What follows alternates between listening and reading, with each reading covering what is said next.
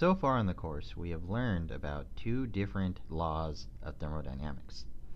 The first law of thermodynamics relates the internal energy to heat and work in the system, assuming that changes in potential and kinetic energy are negligible. So from the first law, we could say this: du is equal to dq plus dw. From the second law of thermodynamics, we could relate the entropy of our system to heat and temperature. And so specifically, we know that ds is going to be equal to dq over temperature for a reversible process. All right, and I'm just going to focus on the reversible one for now. All right, and so the first law relates du to dq and dw, and the second law relates ds to dq and temperature. And so clearly, there is a common link between these two laws of thermodynamics. And so, naturally, what we could do is we can manipulate these equations to combine the first and second law into a new equation. All right? And so if we consider a reversible path or a reversible process, so for a reversible process, we could rearrange the second law into this form, just using simple algebra. So we have dq reversible is equal to temperature times ds. We could then take this equation and just plug it into the first law. So plug into first law.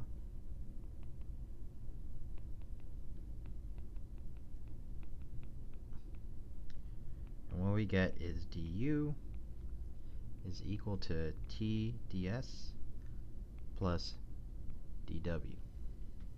All right? Okay, and then if we consider systems in which there's expansion or compression,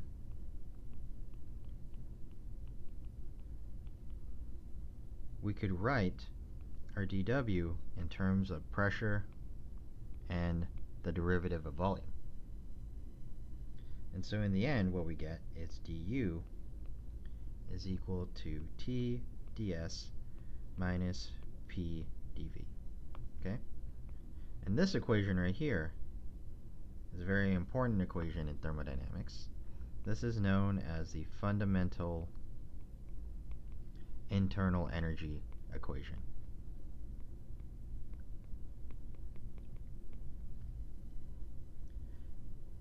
In a similar manner, we could also rearrange this entire equation to get just ds on the left-hand side.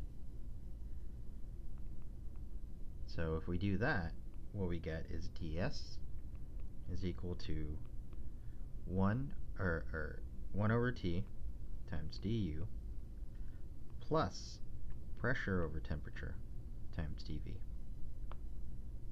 Okay? And this form is known as the fundamental entropy equation.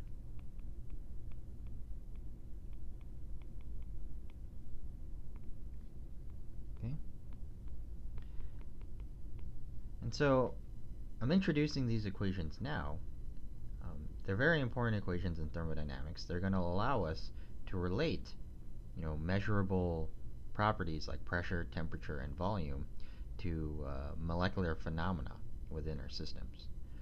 But for now, we're going to talk in more detail about the utility or the importance of these two equations when we get to chapter 6. Okay?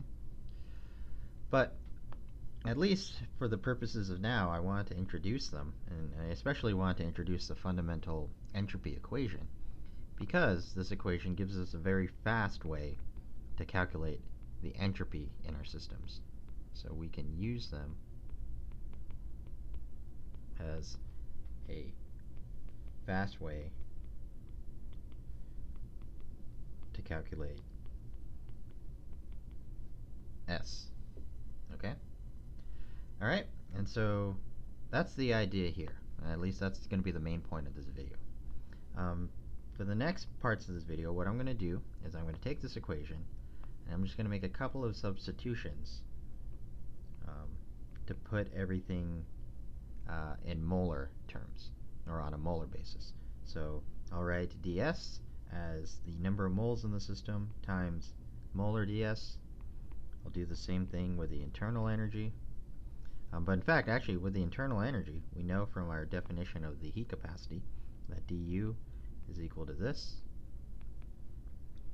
And then for pressure over temperature times dV, what I'm actually going to do is I'm going to invoke the ideal gas law so that I could replace it with the number of moles, R, over the molar volume, d molar volume. Okay? And so I'll encourage you to kind of work through this substitution yourself, but I'll just apply it for now. In any case, if I take all these things and plug it back into the fundamental equation, what I'll get is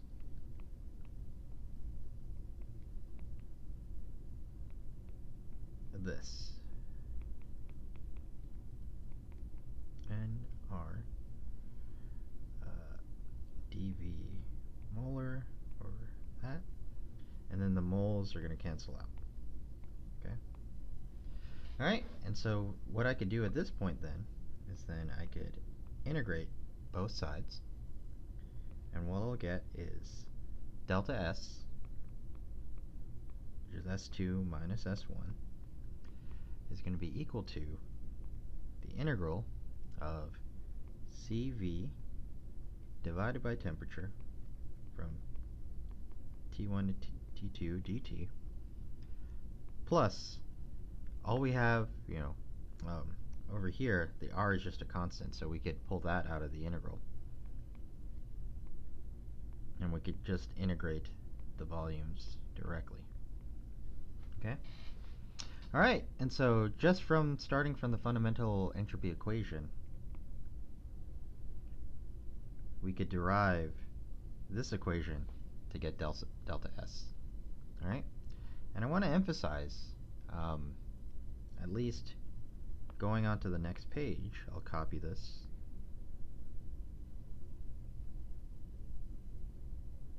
Just so it's on the next page as well.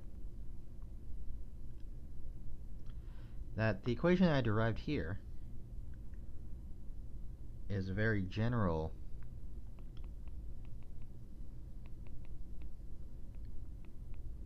equation for calculating the molar entropy. Okay? And the reason I say it's general is because in this equation, the only variables inside of it are state variables. And so things like entropy, temperature, and molar volume, those just depend on whatever the endpoints of the integral are. They're not like heat, they're not like work, where it matters what the exact path is. Okay? And so these equations only depend on state variables.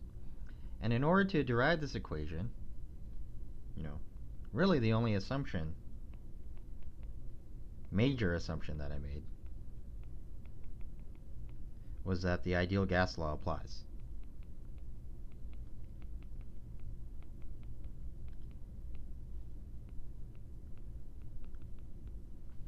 Right? And that was just to turn the pressure over temperature into nR over V molar. That was the only substitution I made there. Okay? Alright, and so this is a kind of general way to calculate delta S. I also want to point out, if you just want to calculate the entropy of a system, at state 1 or state 2, what you would do is you would do the same thing that we've done for internal energy and entropy. And that would be, you would have to define, or what you could do is you could define a reference condition. So if you define the state 1 conditions to be the reference conditions,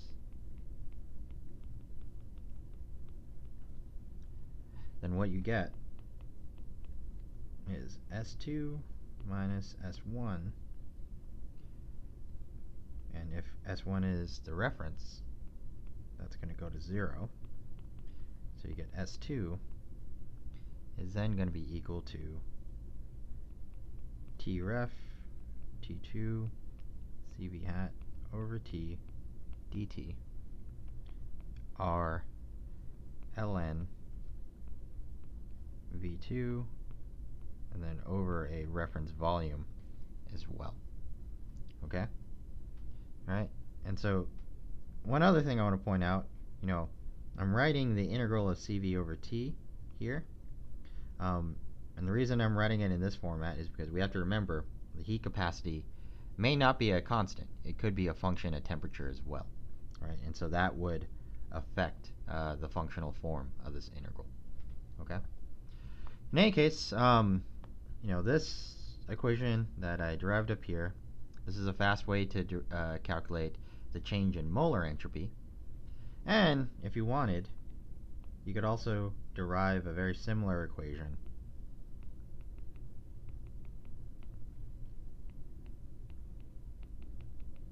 for the mass-specific entropy as well. So with a little hat here. Okay?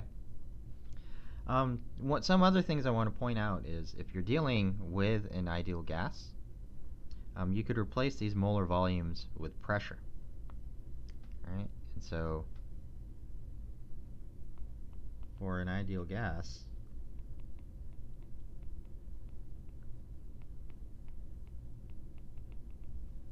you could write it in terms of pressure. Okay? And so delta S would then be T1, T2, CV over T dt plus R ln of T2 over T1 minus R ln of P2 over P1. Right? And so now you have two more terms here. And that's because from the ideal gas law, we know that the molar volume is going to be equal to R times T divided by pressure. Right? And so if you plug that in here, these terms pop out. Okay? And I also want to emphasize, notice that the sign here is a negative. It's not a positive anymore. Okay? All right, and so this is, what would apply for an ideal gas. But I want to emphasize again, this is a general equation. And so if you're dealing with any sort of system, so for any system,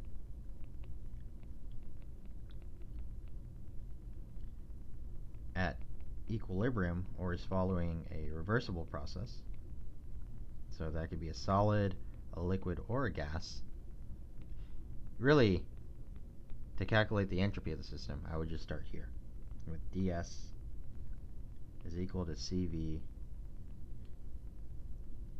dt over T plus pressure over temperature dV. Okay? So this is an equation. If you're ever asked to calculate entropy of a reversible process, you could just start here.